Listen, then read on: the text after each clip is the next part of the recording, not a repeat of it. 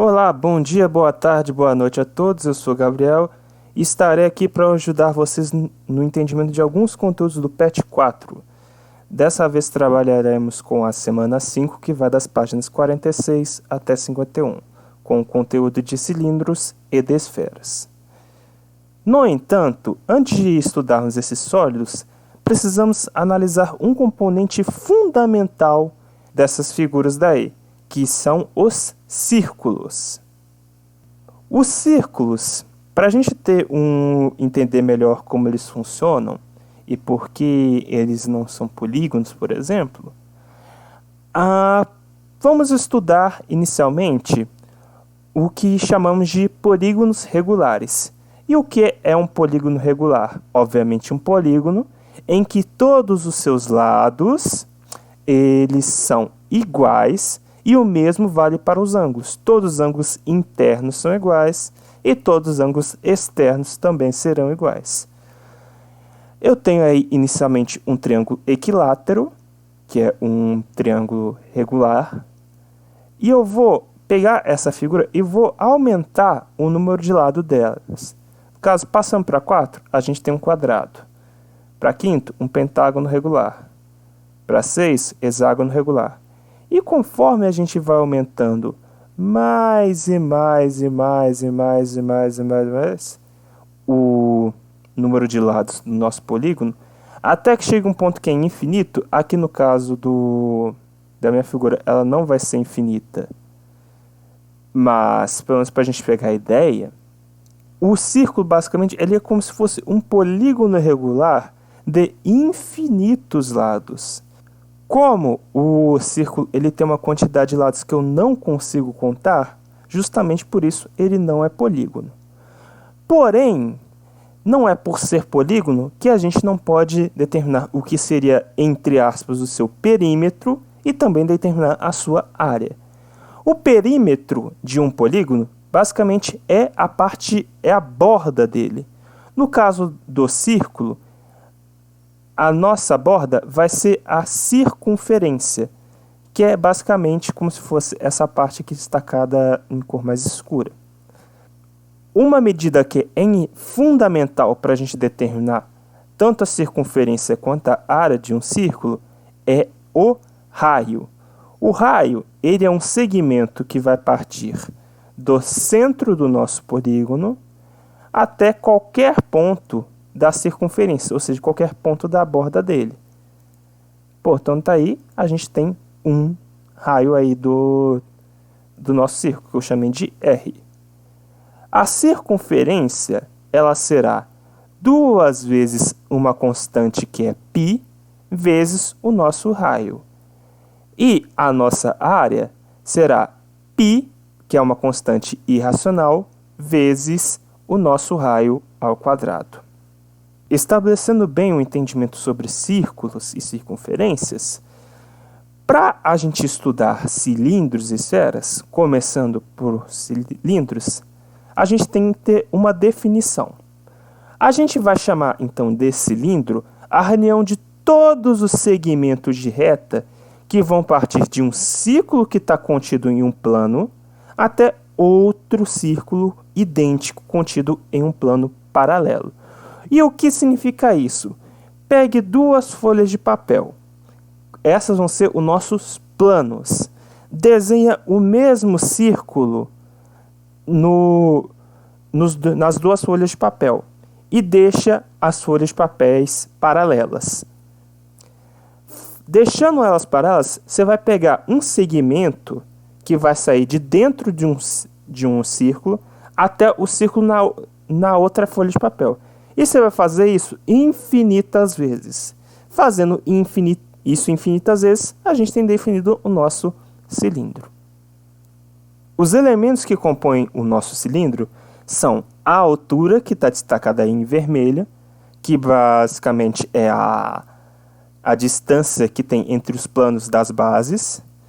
Temos 2 pontos aí que é importante destacar aqui em O, aí, que são os centros dos círculos das bases, e o segmento que vai ligar os 2 centros dos círculos é o que a gente chama de eixo, Além disso, teremos a geratriz, que é como se fosse, entre aspas, a nossa aresta do nosso cilindro, só que esse cilindro não tem lado. Então a gente vai chamar esse segmento que parte de uma base até outra de geratriz. E como fundamental aí, o nosso raio, que tanto para quem está na base quanto quem está em cima, ele será o mesmo no caso do cilindro. Destacando aí, então, cada componente aí do nosso cilindro, novamente.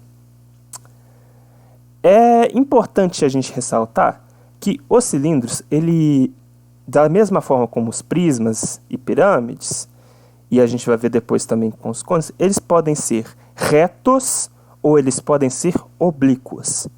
Ele será reto quando o nosso eixo ele será a mesma coisa que a nossa altura, ele terá a mesma medida da nossa altura. Quando o nosso eixo ele está para o lado, ele não coincide com a mesma medida da altura, ele vai ser tombado para o lado. Ele será, então, oblíquo.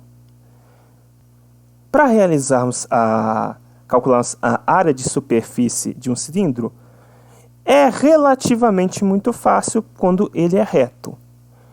Por quê?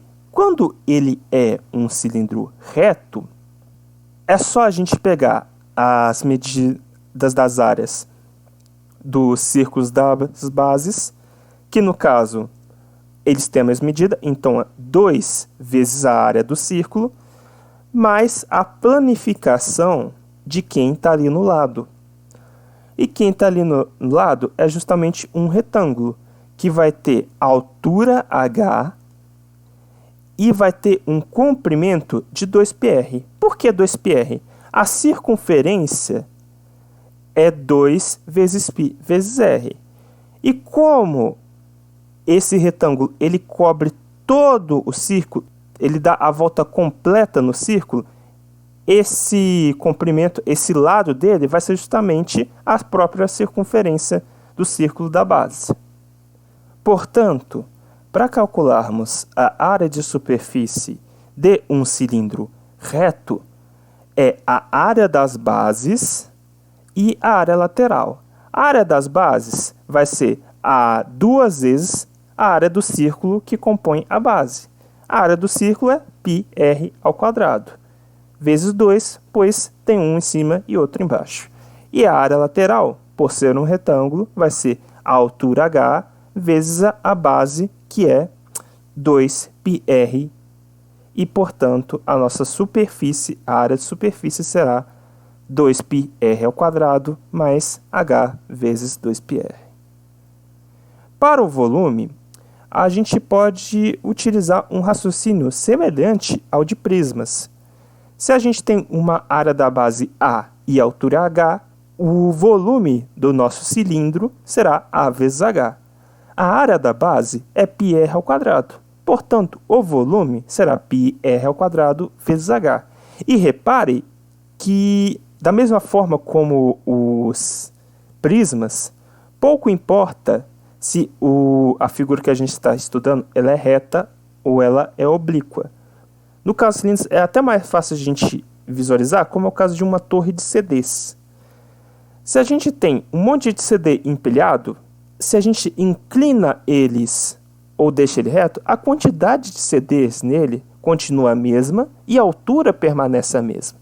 Portanto, independentemente da inclinação deles, a quantidade, ou seja, o nosso volume de CDs ali, vai permanecer sempre o mesmo. Então, para volume, independentemente do cilindro ser oblíquo ou reto, se ele tem a mesma área da base e mesma altura, o volume permanece o mesmo. Estudemos o caso de um cilindro reto de raio 2 e altura 10. Vamos calcular a área de superfície e seu volume. Exemplificando aí em desenho, a nossa área de superfície será 2πr², que é a área das bases, mais a área lateral, que é 2πr vezes h. O raio é 2, a altura é 10. Daí a gente tem que a área vai ser 8π de área das bases mais 40π de área lateral. Portanto, será 48π centímetros quadrados, que, já que nossas medidas ali de raio e altura foi dado em centímetros. O volume é πr² vezes h. R é 2, h é 10. Portanto, será 4π vezes 10, que é 40π centímetros cúbicos. Outra figura que é importante a gente estudar é as esferas. As esferas, elas necessitam apenas do raio para a gente determinar tanto a sua superfície, a área de superfície, quanto o seu volume. E como os cálculos, para a gente exemplificar da onde vem a fórmula da área de superfície e o volume são muito complicados, e esse não é o nosso foco aqui de confundir a cabeça de vocês ainda mais, vamos simplesmente trabalhar que a área da superfície vai ser 4π vezes r², e o nosso volume será 4/3 de πr². É importante destacar que quando a gente quer um pedaço específico da nossa esfera, seja apenas a casca ou um pedaço inteiro da nossa esfera, no caso ali sob um ângulo alfa, para a gente determinar qual a área de superfície daquele espaço específico ou o volume daquele espaço específico, é só a gente estabelecer uma relação entre as formas que a gente tem de volume e os ângulos correspondentes. Quando a gente quer a casca apenas de um pedaço específico da esfera, é o que a gente chama de fuso. O fuso, para a gente determinar, imagine que para um ângulo de 2π, ou seja, a gente dando a volta inteira na esfera, a gente tem a área total, que é 2πr² mais 2πr vezes h. Para um ângulo alfa, a gente vai ter A, que é o fuso. Portanto, o fuso que está representado aí em A vai ser 2πr² mais 2πr vezes h, que é a nossa forma de área da esfera toda, vezes alfa sobre 2π. Repare que eu coloquei o ângulo em radianos. Então, o nosso alfa ali tem de ser, obviamente, em radianos. Se eu trabalhar com graus, no lugar do 2π, vai estar 360. E, obviamente, o alfa tem de ser dado em graus. E para o volume, a gente construir essa mesma regra de 3. Se o volume para 2π é 4/3 de πr², para um ângulo alfa, o volume vai ser a 4/3 πr³ vezes a alfa sobre 2π. Esse pedaço, o volume de um pedaço específico, é o que a gente chama de cunha de uma esfera. Um último exemplo aí para a gente finalizar. Dada uma esfera de raio de 2 cm, a gente quer calcular a área de superfície e o volume. A área é 4πr². Portanto, é 4 vezes π vezes 2², que acaba resultando em 4 vezes 4, que é 16 vezes π, 16π centímetros quadrados. Para o volume, a gente tem a forma de 4/3 de πr². Como o raio é 2, a gente terá 4 vezes 8 vezes π sobre 3. E como 32 e 3 não tem nenhum fator em comum, a gente deixa nessa forma. Então, o nosso volume será de 32 sobre 3 π centímetros cúbicos.